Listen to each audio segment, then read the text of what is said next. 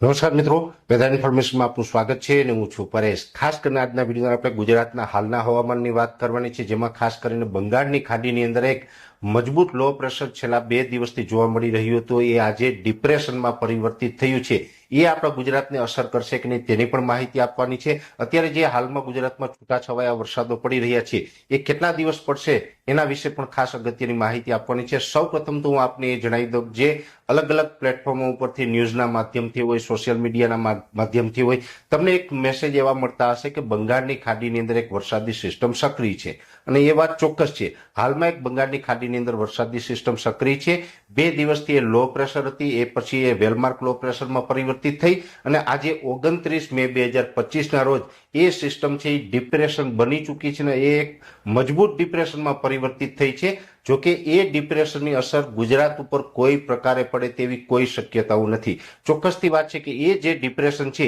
એ બંગાળની ખાડીમાંથી અત્યારે ઉત્તર તરફ આગળ વધી રહ્યું છે, એટલે એ ડિપ્રેશન છે આવતીકાલે બપોર સુધીમાં, એટલે કે 30 મે 2025ના રોજ બપોરે લગભગ 2 થી લઈને 3 વાગ્યા સુધીના સમયની અંદર પશ્ચિમ બંગાળ અને બાંગ્લાદેશ તરફ પહોંચે તેવી શક્યતાઓ છે। એટલે આવતીકાલે બપોરથી પશ્ચિમ બંગાળ અને બાંગ્લાદેશોની અંદર મુશળધાર વરસાદો જોવા મળે તેવી શક્યતાઓ છે। એક પ્રકારે ત્યાં તબાહી મચાવી દે એ પ્રકારના પણ દ્રશ્યો ત્યાંથી આવતીકાલે અથવા તો પરમ દિવસે સવાર સુધીમાં આવી શકે છે। એટલે ત્યાં ધોધમાર વરસાદ પડવાની શક્યતાઓ છે।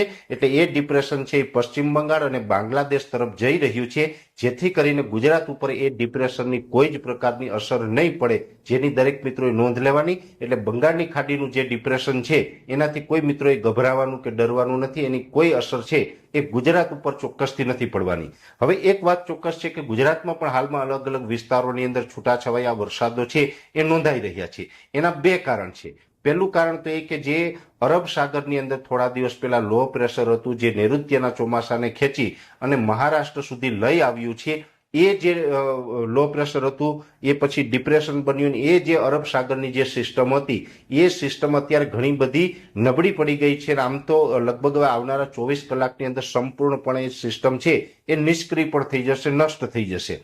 પણ એ જે સિસ્ટમનો ભેજ હતો એ અસ્થિરતાએ દક્ષિણ ગુજરાત અને સૌરાષ્ટ્રના દક્ષિણ ભાગોની અંદર જે અસર કરી, અને એ અસરને કારણે સૌરાષ્ટ્ર અને દક્ષિણ ગુજરાતની અંદર મુશળધાર વરસાદો પણ જોવા મળ્યા। એને કારણે ગુજરાતના ખેડૂતોને અનેક પ્રકારનું નુકસાન પણ થયું છે। પણ ખાસ હવે એ સિસ્ટમની અસર અત્યારે આપણે નથી, પણ એ સિસ્ટમને કારણે 850 HPA લેવલે અમુક ભેજ આપણે રહી ગયેલો છે।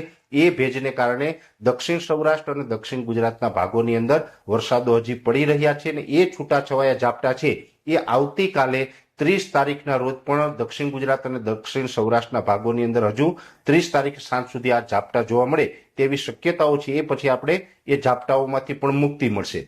પણ ચોક્કસથી વાત છે કે હજુ પણ એ સિસ્ટમના ભેજને કારણે ઝાપટાઓ છે આવતીકાલે પડી શકે છે। જોકે દક્ષિણ ગુજરાત અને દક્ષિણ સૌરાષ્ટ્રના ભાગોની અંદર આ જે અત્યાર સુધી જે વરસાદો પડ્યા એમાં હવે આજથી પણ ઘટાડો આવ્યો છે, અને આવતીકાલથી ઓર વધારે ઘટાડો આવે એટલે વરસાદની તીવ્રતામાં પણ ઘટાડો આવશે અને વરસાદના વિસ્તારોમાં પણ ઘટાડો આવશે। એટલે આવતીકાલથી દક્ષિણ સૌરાષ્ટ્ર અને દક્ષિણ ગુજરાતના ભાગોની અંદર એ વરસાદમાં પણ રાહત મળી શકે છે। એ સાથે મધ્ય ગુજરાત અને ઉત્તર ગુજરાતના ભાગોની અંદર જેવી રીતે પરમ દિવસે રાત્રે, ગઈકાલે અને આજે પણ અમુક વિસ્તારોની અંદર વરસાદ નોંધાયા છે, એ જે વરસાદો નોંધાયા છે એની અસર છે એ રાજસ્થાન ઉપર બનેલી વરસાદી અસ્થિરતા હતી એને કારણે છે। કેમ કે રાજસ્થાન ઉપર પણ એક અત્યારે અસ્થિરતા સક્રિય છે। એ અસ્થિરતા છે એ પૂર્વ ઉત્તર દિશા તરફ આગળ વધી રહી છે।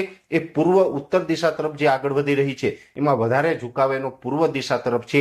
એ રાજસ્થાન ઉપરથી એ જે વરસાદી અસ્થિરતા છે એ પૂર્વ તરફ આગળ વધી રહી છે, અને એની અમુક જે ટ્રફ હતી એ આપણા ઉત્તર ગુજરાત અને મધ્ય ગુજરાત સુધી લંબાઈ, જેને કારણે છેલ્લા 2 દિવસની અંદર ઉત્તર ગુજરાત અને મધ્ય ગુજરાતમાં પણ વરસાદો નોંધાયા। જોકે આવતીકાલે પણ ઉત્તર ગુજરાત અને મધ્ય ગુજરાતમાં છૂટાછવાયા ઝાપટા પડી શકે, જેમાં ખાસ કરીને અમદાવાદ, ગાંધીનગર જેવા વિસ્તારો હોય, અરવલ્લી, મહીસાગરના વિસ્તારો હોય, અથવા તો જે બનાસકાંઠા અને સાબરકાંઠાના વિસ્તારો છે એમાં પણ આવતીકાલે સાંજ સુધી હજુ વરસાદી ઝાપટાઓની શક્યતાઓ રહેલી છે। પણ ઉત્તર ગુજરાત અને મધ્ય ગુજરાતની અંદર પણ છેલ્લા 2 દિવસથી જે વરસાદો પડી રહ્યા હતા એટલી તીવ્રતાથી નહીં હોય, એ તીવ્રતા ઘણી બધી ઘટી જશે અને વરસાદના વિસ્તારો પણ ઘટી જશે। એટલે ઓલ ઓવર ગુજરાતમાં જોવા જઈએ તો ઓલ ઓવર ગુજરાતની અંદર વરસાદની તીવ્રતા અને વરસાદના વિસ્તારો છે એ આવતીકાલે સાંજથી ઘણા બધા ઘટી જશે, અને હવે ધીમે ધીમે તમામ સિસ્ટમોની અસર છે એમાંથી ગુજરાત છે એ મુક્ત થશે.